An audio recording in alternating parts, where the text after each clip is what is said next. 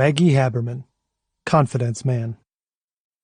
In 1975, Donald Trump paid a visit to the offices of Richard Ravitch, the chairman of the New York State Urban Development Corporation. Trump wanted one thing: a tax exemption for his plans to renovate the Commodore Hotel on 42nd Street. But Ravitch was unmoved. Trump's plan wasn't well researched, and he saw nothing in it that would qualify him for a tax exemption. But Trump wouldn't take no for an answer. Standing in his office, he told Ravitch, "You either grant me tax exemption or I'll have your job." To which Ravitch replied, "You either get out of my office or I'll have you arrested." Remarkably, the way Trump dealt with that problem is how he'd continue to deal with problems throughout his life. Positioning himself as the victim, he'd throw out all kinds of threats and accusations. The more unexpectedly outlandish, the better. It was a style that ultimately got him into the White House and resulted in one of America's most violent transitions of power. We'll cover how Trump's bombastic personality was honed through his early years as a New York real estate mogul, and how his signature, chaotic leadership style only intensified as he ascended onto the world stage. Early influences. In 1980, Donald Trump spoke to a New York Times reporter about one of his most formative experiences. It was November 21, 1964, and an 18-year-old Trump accompanied his father to the ribbon-cutting ceremony of the newly completed Verrazano Narrows Bridge, which connects Brooklyn and Staten Island. It was a sad experience for Trump. It rained all morning, as politicians patted each other on the back, and everyone failed to recognize the real man of honor, the 85-year-old Swedish engineer who designed the bridge, Othmar Ammann. His name wasn't even mentioned. That's when Trump realized that people will walk all over you if you let them. The way he saw it, they made a fool out of Ammann, and Trump vowed from that day forward no one would ever make a fool out of him. It's a pretty strong origin story for a man like Trump. But the weird thing is that his account is full of inaccuracies. The record of the event shows that there wasn't a cloud in the sky that day. Also, Ammann was one of the first people to be introduced, receiving a round of applause from the crowd. Plus, Ammann wasn't Swedish, he was Swiss. Ironically enough, in 1986, that story played out in a similar way after Trump was given a contract to renovate the Wolfman Rink in New York City's Central Park. When the job was complete, Trump took the stage and declined to acknowledge the work done by city officials, the contractors, or the construction firm. Trump claimed all the credit.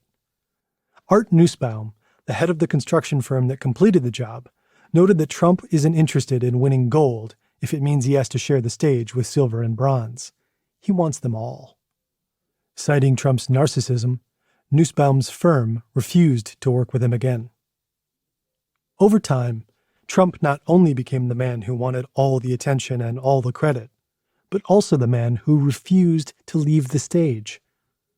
The Trump presidency had many unexpected twists and turns, but looking back, it's impressive just how consistent he's been over the years. He was someone who was clearly influenced by a select number of people in his life, and he took those lessons and traits to create a personality and a force of will that was ceaseless in its pursuit of recognition. Naturally, at the top of the list of formidable influences was his father, Fred Trump. Fred's father was a German immigrant who died in 1918 during a flu pandemic when Fred was just 12 years old. He left behind a small fortune, what would be $500,000 today, thanks to small businesses he owned and land he'd purchased in Queens. It became the foundation for E. Trump & Son, named after Fred's mom, Elizabeth.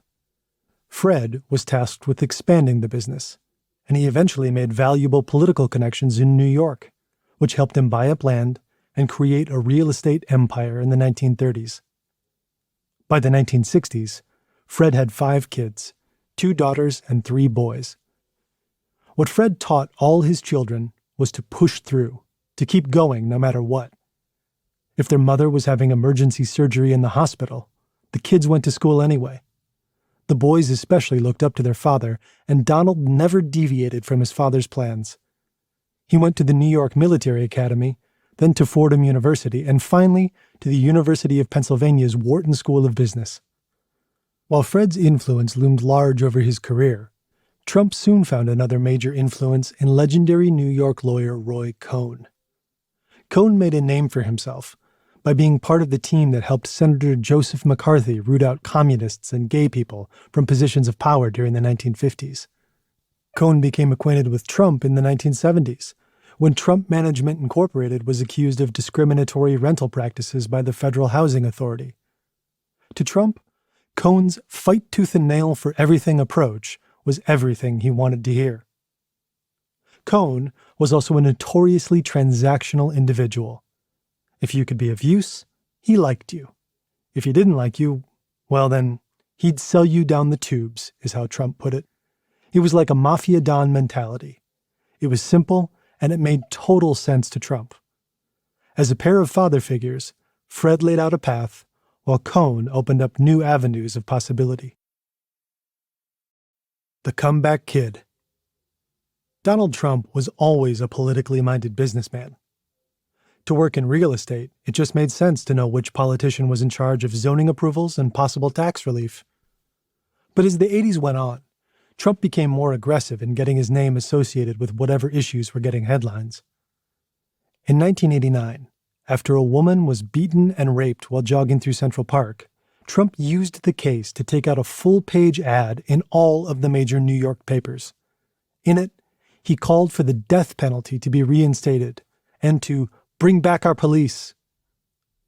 While Trump could reliably find a way to get his voice heard on any hot-button issue, he remained hesitant about entering politics in earnest.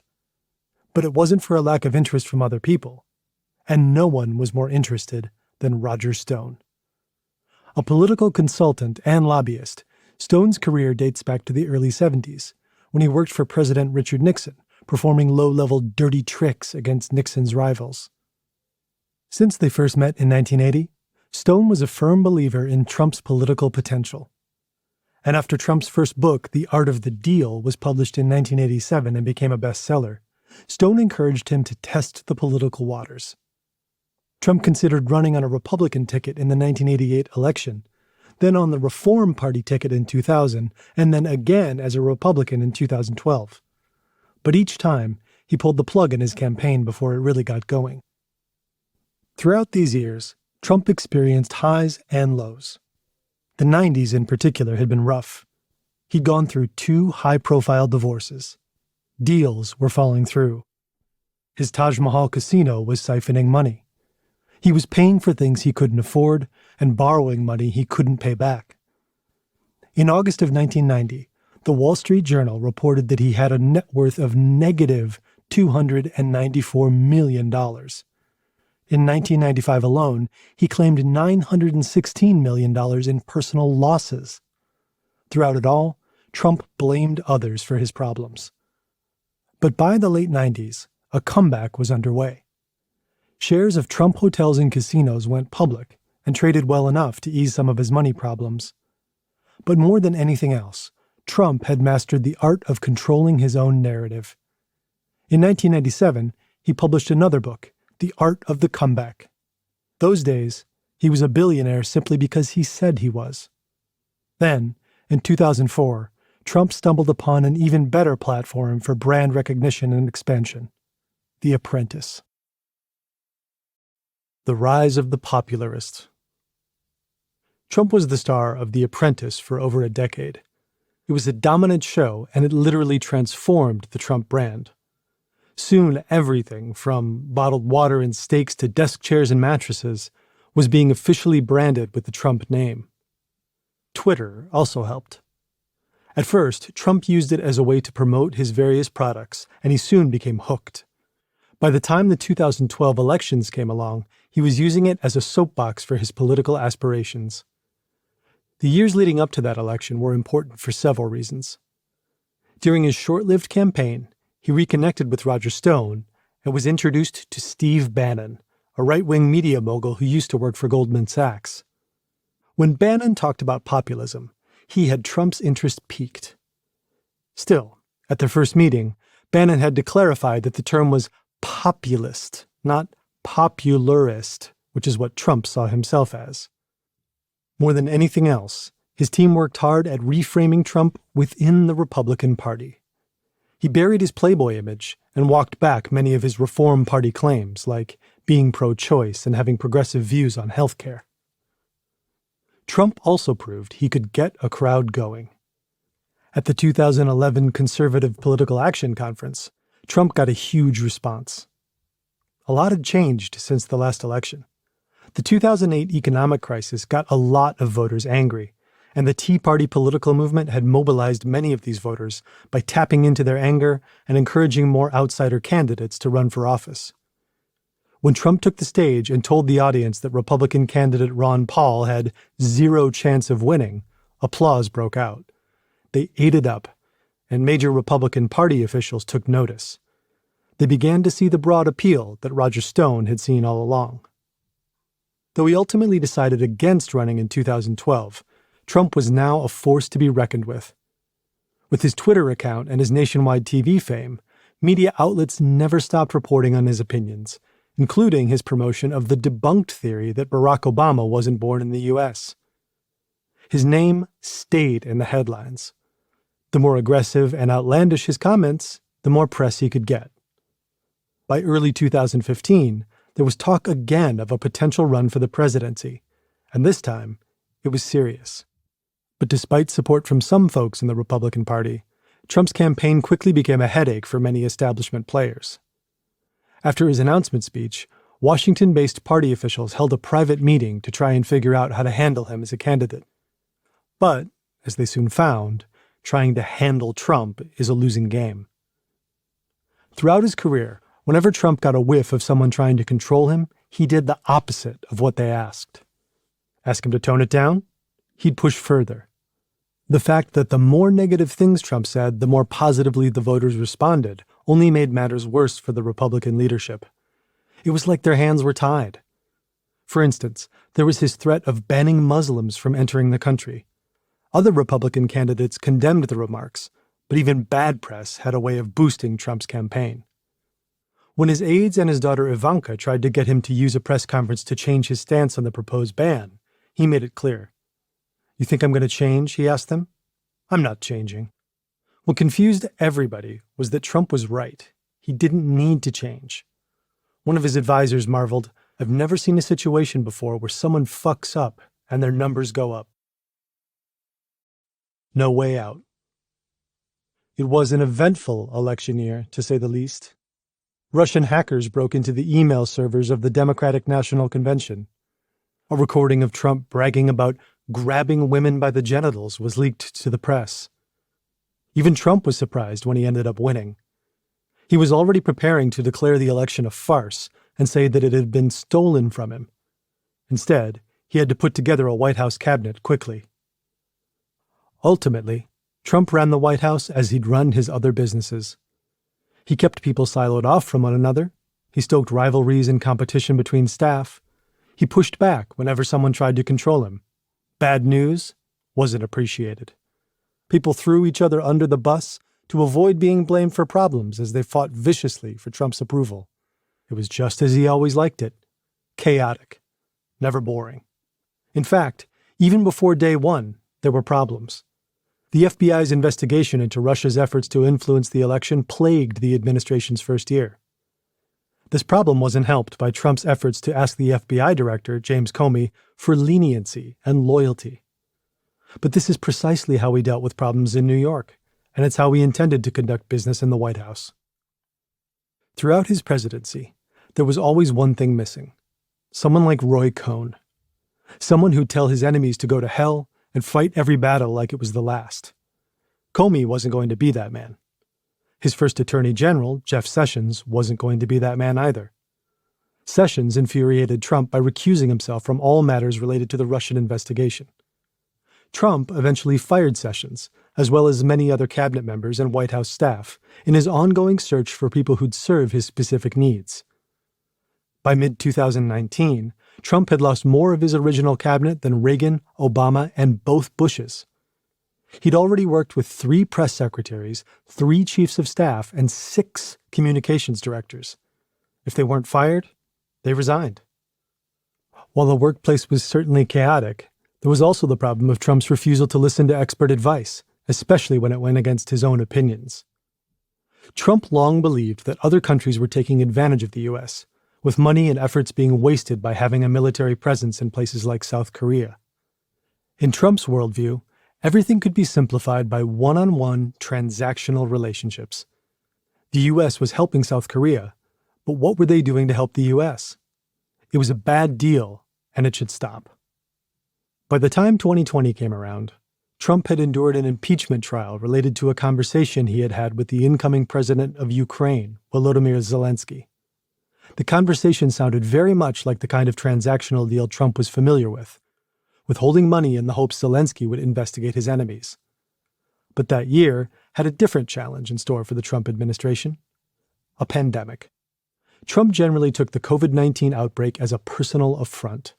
"Can you believe this is happening to me?" he asked multiple White House visitors and callers during the crisis.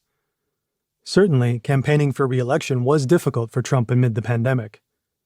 Trump needed big, live rallies where he could run off his list of grievances to an appreciative audience. His opponent in the 2020 election, Joe Biden, could effectively communicate without in-person events. And when it came to Election Day, Biden won both the popular vote and the electoral vote, being the first Democrat to win the state of Arizona in decades. Of course, Trump wasn't going to admit defeat without a fight. While he didn't have Roy Cohn in his corner, he had old friends like Roger Stone and his personal lawyer, Rudy Giuliani. Giuliani helped Trump to litigate the election in every way possible, and Stone promoted a Stop the Steal campaign online. But neither predicted what would happen on January 6, 2021, when the Electoral College votes were scheduled to be counted and confirmed in the Capitol building. Trump had latched on to the idea that his vice president, Mike Pence, would be able to control the event and make sure the votes weren't confirmed, theoretically keeping Trump in the White House. Despite Pence signaling that he wouldn't go along with this plan, it nonetheless got plenty of attention online, and Trump made sure his supporters turned out at the Capitol to put pressure on Pence to come through for him. Instead, the event turned into a violent riot that saw over 2,000 Trump supporters break into the Capitol building, resulting in at least 5 deaths. When the rioters were eventually dispersed, Pence completed his job and confirmed the votes. It seemed that this was what it took for Trump to finally consider leaving the White House, if not admitting defeat. In the coming days, nearly 150 pardons came pouring forth from the White House. But this time, there was no net to prevent Donald Trump's fall. No family fund to withdraw money from, no bank willing to bail him out. But when he got into his presidential helicopter for the last time, a song was playing. Frank Sinatra's rendition of My Way. Yes, this time Trump fell, but he went down doing it his way. The key message here is that Trump's personality was honed by his desire to seek approval from his domineering father, as well as through formative mentors, like the aggressive lawyer Roy Cohn. Trump's desire for praise and recognition was apparent in his years as a New York real estate mogul, as was his chaotic style of leadership. All of these traits were heightened while in the White House, leading to an administration that featured unprecedented personnel turnover and, ultimately, a disastrous finale that tested the limits of democracy.